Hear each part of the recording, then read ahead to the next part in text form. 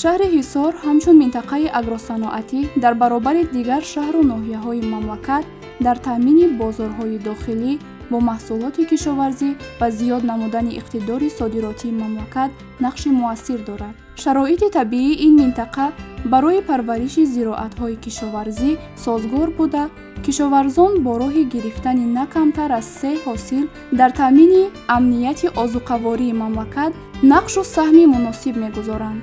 кишоварзон баъд аз пурра ҷамъоварӣ намудани зироати асосӣ, кишти такрории зироатҳои кишоварзиро ба роҳ монда, боздеҳи заминро баланд мебардоранд.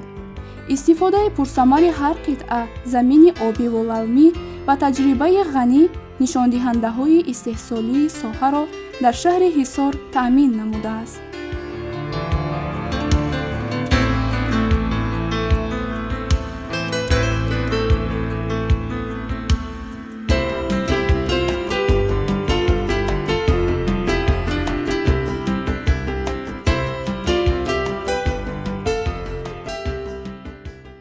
дар асоси дастур супоришҳои асосгузори сулҳ ва ваҳдати миллӣ пешвои муаззами миллат муҳтарам эмомали раҳмон, кишоварзони шаҳри ҳисор дар таъмини амнияти озуқаворӣ ва дар таъмини дусолаи озуқавории шаҳри ҳисор саҳми босазо гузошта, замине ки мо дорем самаранок истифода бурда аз он ҳосили баланд ба даст меорем. маҷмӯи маҳсулоти кишоварзии шаҳри ҳисор солҳои 2067 миллионро ташкил медод. хушбахтона бо дастгирии асосгузори сулҳ ва ваҳдати миллӣ, пешвои муаззами миллат муҳтарам эмомали раҳмон ва дастгириҳои он, кишоварзони шаҳри ҳисор соли гузашта маҷмӯи маҳсулоти кишоварзиро ба 1.8 миллиард расониданд, ки ин боиси сарфарозии деҳқонони шаҳри ҳисор мебошад.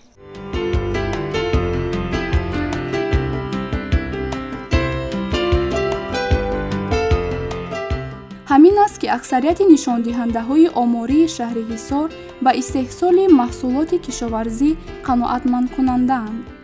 таҷрибаи кишоварзони шаҳри ҳисор оид ба маданияти истифодабарии замин, бахусус заминҳои обиву лалмӣ беҳтар гардида, ҳамасола бо васеъ ба роҳ мондани кишти зироатҳои кишоварзӣ ҳаҷми истеҳсоли маҳсулотро зиёд менамоянд. имсол дар шаҳри ҳисор мувофиқи дурнамо, кишоварзон бояд дар майдони 2000 гектар замин кишти такрорӣ гузаронанд, ки то ин давра иҷрои нақша ба 80% баробар гардидааст.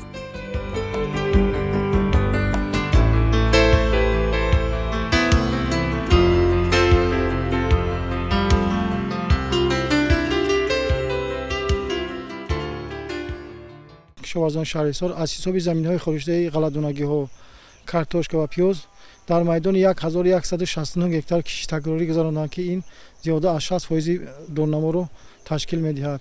кишти такрорӣ дар шаҳри ҳисор бо мағрум идома дошта, рӯзҳои наздик дурнамои пешбинӣ гардида, ки 2150 гектар ташкил менамояд, иҷро мегардад. имсол кишоварзони шаҳри ҳисор дар майдони 11177 гектар кишт гузаронданд, ки майдони 7980 гектарашро заминҳои обӣ ва боқимондаи онро заминҳои лалмӣ ташкил медиҳад.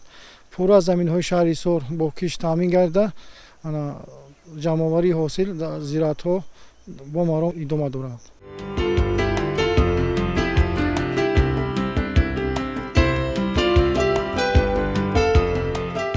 имсол кишоварзони шаҳри ҳисор чун солҳои қаблӣ ҳосили фаровони ғалладонагӣ ва дигар зироатҳои пешпазро ба даст оварданд. ҳамасола кишоварзон бо васеъ намудани майдони кишт ва риояи қоидаҳои агротехникӣ, ҳосилнокии тамоми намуди зироатро баланд ва ҳаҷми истеҳсоли маҳсулоти кишоварзиро зиёд менамоянд.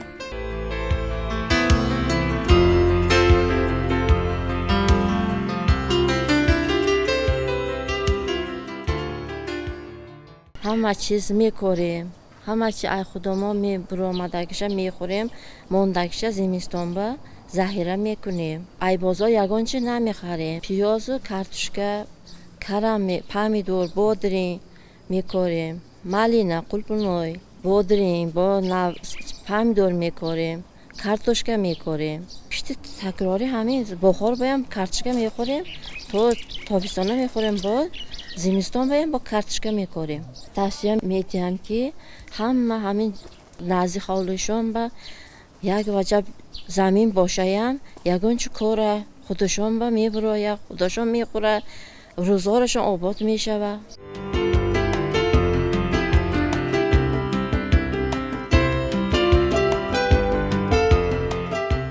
заминҳои назди ҳавлигии сокинони шаҳри ҳисор пурсамар ва оқилона истифода гардида барои афзун намудани ҳаҷми маҳсулоти кишоварзӣ мусоидат намуда истодааст. аз ҳисоби ҳосили замини назди ҳавлигияшон ҳамасола консерваю мураббо ва афшураи меваҷот омода мекунанд. захираи картошкаву пиёз ва дигар зироатҳои кишоварзӣ аз ҳамин ҳисоб таъмин карда мешавад. дар замини назди ҳавлигӣ кишти анвои гуногуни зироати кишоварзӣ имкон медиҳад ки ниёзмандӣ ба бозор камтар гардад.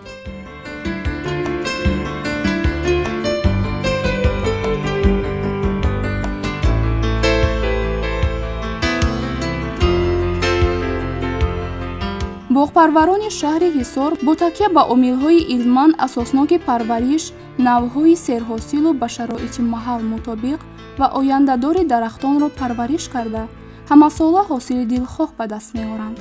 боғпарварон дар баробари ғановати бозори дохилӣ иқтидори содиротии мамлакатро афзун месозанд. солҳои охир дар асоси барномаҳои давлатии рушди соҳаи боғу тоқпарварӣ дар шаҳри ҳисор масоҳати боғот зиёд гардиданд ки имрӯз ҳосили хуб дода истодаанд. майдони бештари боғҳои навбунёд меваҳои содиротӣ доранд ва ин имкон медиҳад ки иқтидори содиротии мамлакат боз ҳам беҳтар гарданд.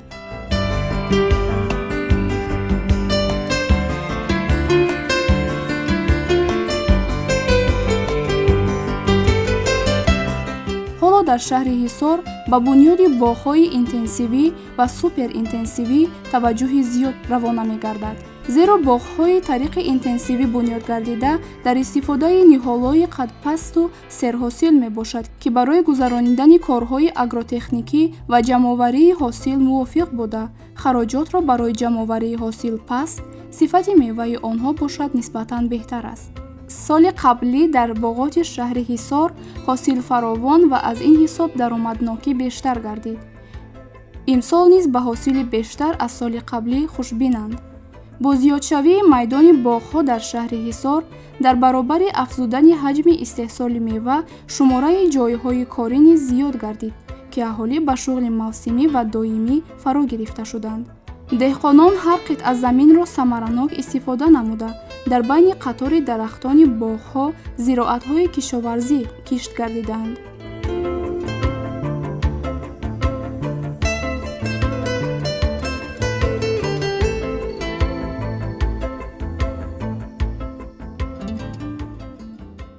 мо дар умум 14 гектар хоҷагӣ деҳқонӣ дорем. дар ҳамин аз 10 гектар тарбузи нави кристан аз федератсияи россия овардем, тухмишак коридем. ҳаминҷа беҳад ҳосили хуб шуд, аз боду ҳаво мутобиқ шуд, дар боду ҳаво хеле ҳосили хуб шуд. бо барои бозор буровардан мутобиқе ният дорем дар солҳои оянда зиёдтар кунем, ҳамин майдони киштро зиёд кунем то 15-20 гектар 25 гектар ҳамин тарбузи қатрагӣ мо коридагим ҳамин зиёдтар карданем. беҳад ҳосили хуб дод.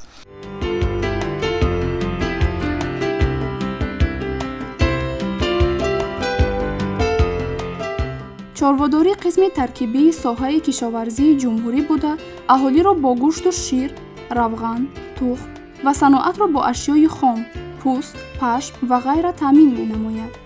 солҳои охир ҳукумати ҷумҳурии Тоҷикистон якчанд барнома оид ба рушди ин соҳа қабул ва амалӣ намуд.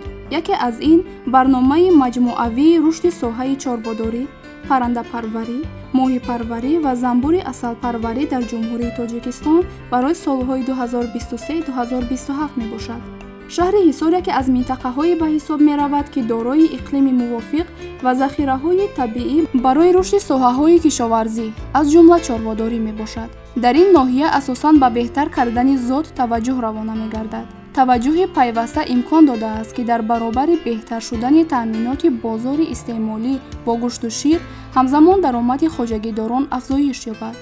ҳоло саршумори чорвои калон дар шаҳри ҳисор ба ҳолати 1 июли соли 2025 72809 сар, истеҳсоли гӯшт 3553,5 тонна ва шир 15459,7 тоннаро ташкил медиҳад. чорводорон дар асоси барномаҳои давлатӣ ва дастуру супоришҳои роҳбарияти олии кишвар бо мақсади саҳмгузорӣ дар амалисозии стратегияи давлатии таъмини амнияти озуқаворӣ, хушкзодкунии чорво ва воридоту ба иқлими минтақа мувофиқ сохтани зотҳои сермаҳсул нақши муассир мегузоранд. қабули барномаҳои давлатии рушди соҳаи зотпарварӣ ва хушкзодкунии чорво дар ҷумҳурии Тоҷикистон замина фароҳам оварданд, ки сифати ирсии зотҳои дар ин ноҳия парваришёбанда нигоҳ дошта шавад. омор нишон медиҳад, ки дар натиҷаи амалӣ гардидани барномаҳои рушди соҳаи зотпарварӣ ва хушкзодкунии чорво дар ҷумҳурии Тоҷикистон майли бештари хоҷагиҳо ва соҳибкорон ба зотпарварию нигоҳубини чорво афзода, ин тадбир ба зиёд шудани саршумор ва истеҳсоли зиёди шир ва маҳсулоти ширӣ сабаб гардидааст.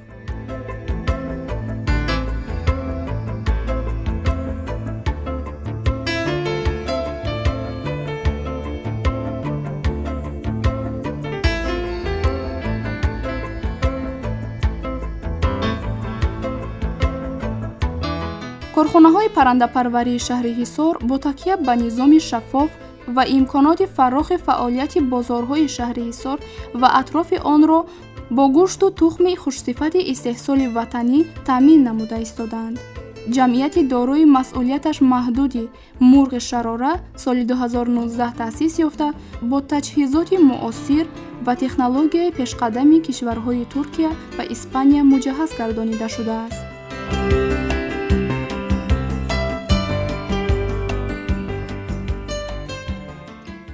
корхонаи мо аз соли 2019 кор ва фаъолият дорад. дар корхонаи мо коргаро бо маоши хуб таъмин аст. мо дар оянда ният дорем, ки истеҳсоли тухмро зиёд карда, бозори дохилии худро аз тухми алосифат таъмин намоем.